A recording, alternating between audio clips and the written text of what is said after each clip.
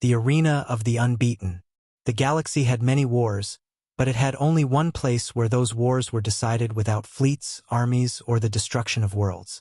It was called the Arena of the Unbeaten. Here, on the crystalline world of Draxus Prime, conflicts were not always settled by firepower or political maneuvering. Instead, rival civilizations sent forth their greatest warriors. Champions would fight in front of billions, and the outcome often determined treaties, trade routes, or the very survival of entire species. For 212 consecutive duels, the Draxus champion, Zerlok the Unbreakable, had stood undefeated. Entire empires whispered his name with awe and fear.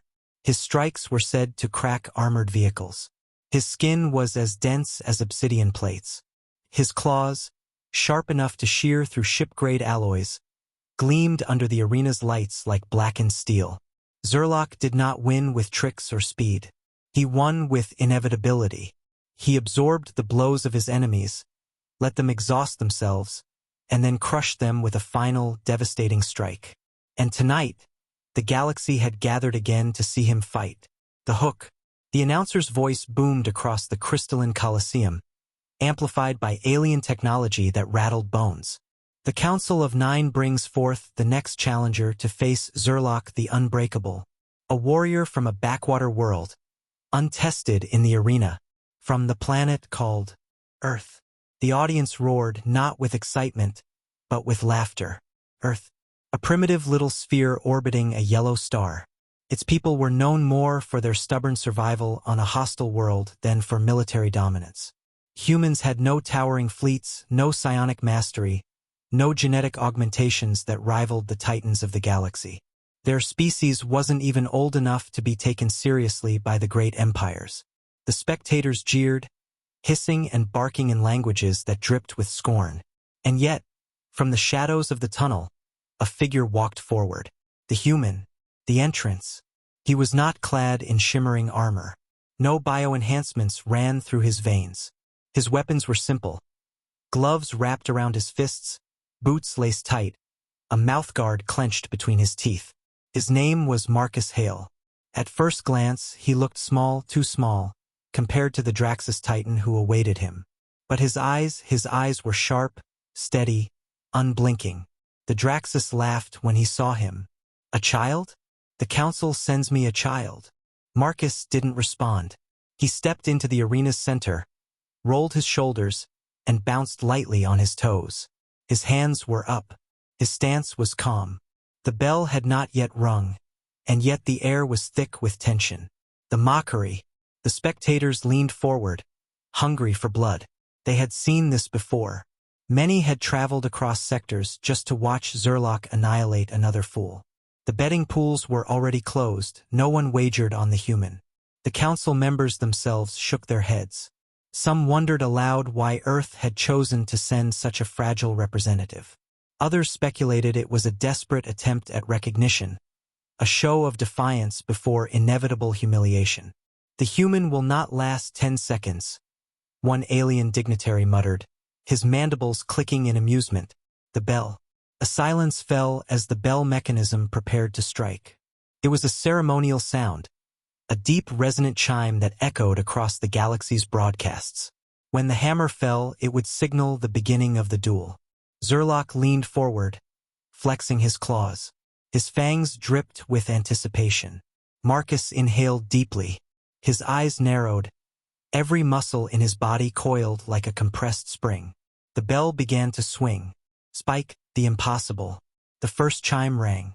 And in that instant, before the sound had even finished reverberating through the arena, Marcus moved. Faster than anyone expected. Faster than the cameras could immediately track. The crowd gasped. 1 strike, 2, 3, 4, 5.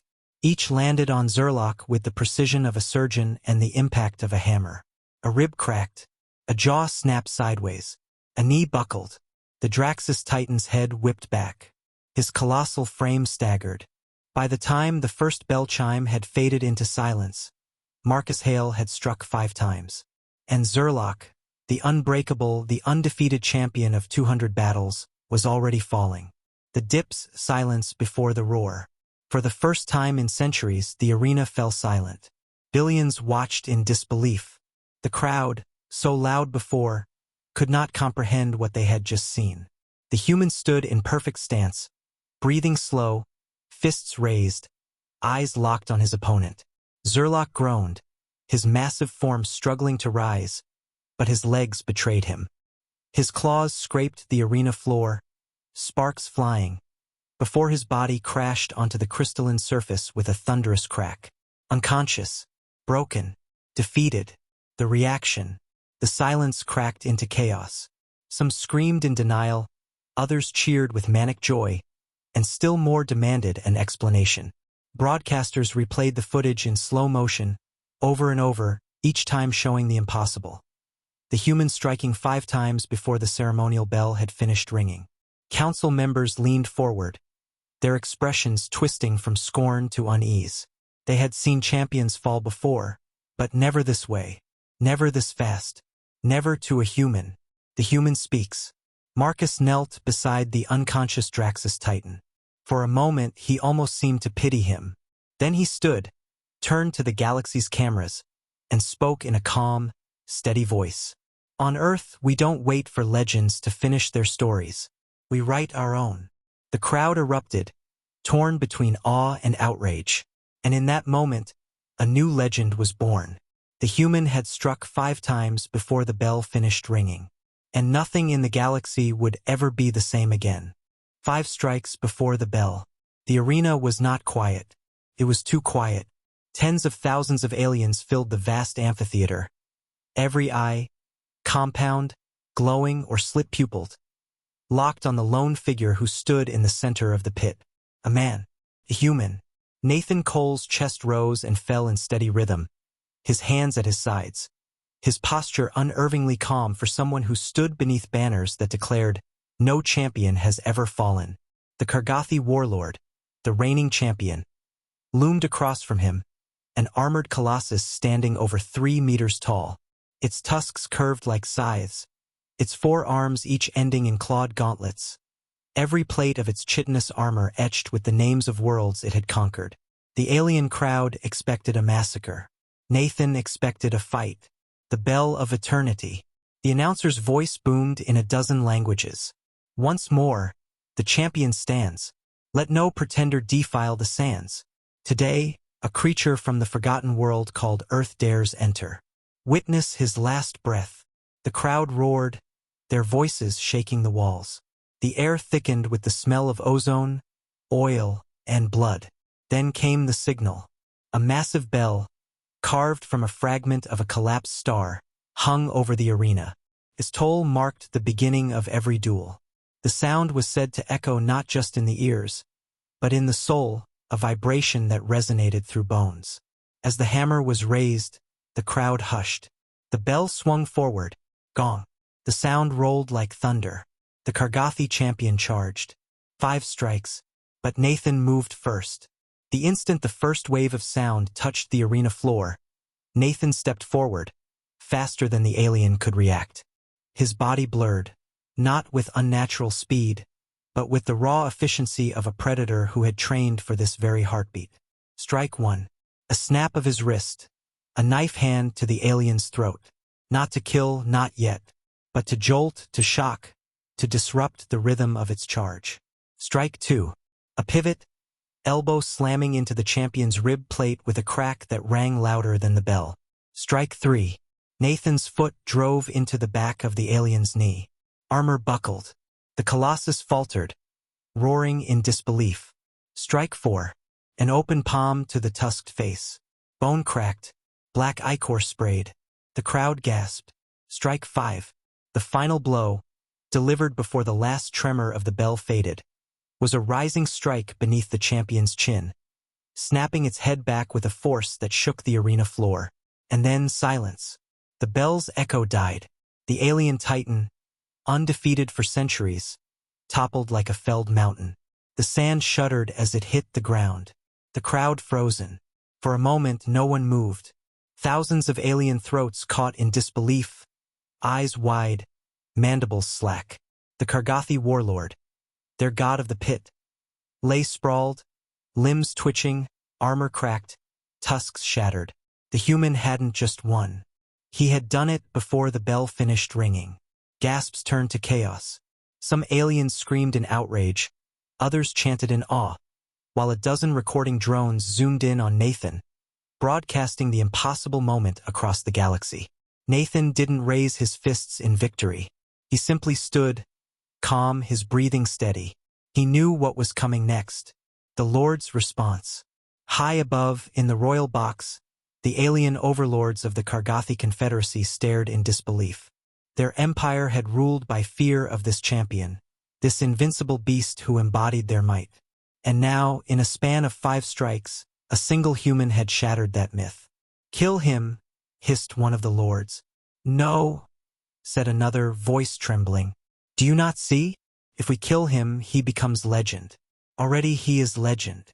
But if the galaxy believes humans can defeat us, then the galaxy will rise." The lords argued, but Nathan wasn't listening. His eyes scanned the crowd, the layers of balconies, the sky where ships hovered. He saw something different in the faces now, not fear of their champion, but fear of him. Nathan's voice. Nathan bent down, gripping the broken tusk of the champion, and wrenched it free. He turned slowly, raising it overhead, a symbol of victory. The crowd's voices trembled between hate and awe. Then Nathan spoke, his voice amplified by the arena's systems. "You thought humans were weak. You thought Earth forgotten. But hear this." He pointed the tusk toward the royal box. "Your champion was just the first. If you bring war to us, you'll face not one human, but all of us. And we do not stop." The crowd erupted again, but this time, the sound carried fear. Not of the empire, but of humanity. The return home. Later, in the dark of a holding cell, Nathan sat with his wrists chained.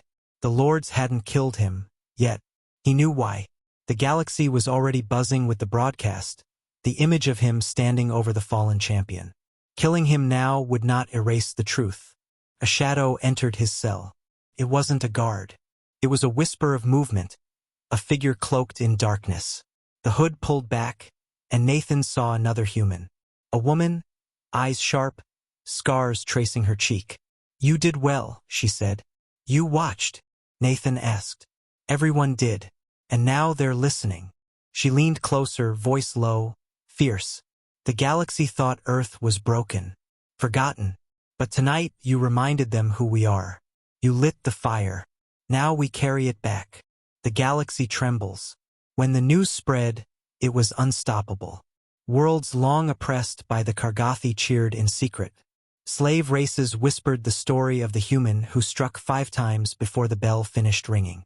And on Earth, deep in hidden bunkers and orbital stations, humanity heard the signal loud and clear. It wasn't just a fight. It was the first blow in a war for freedom. Nathan had given them their symbol, and the galaxy would never forget.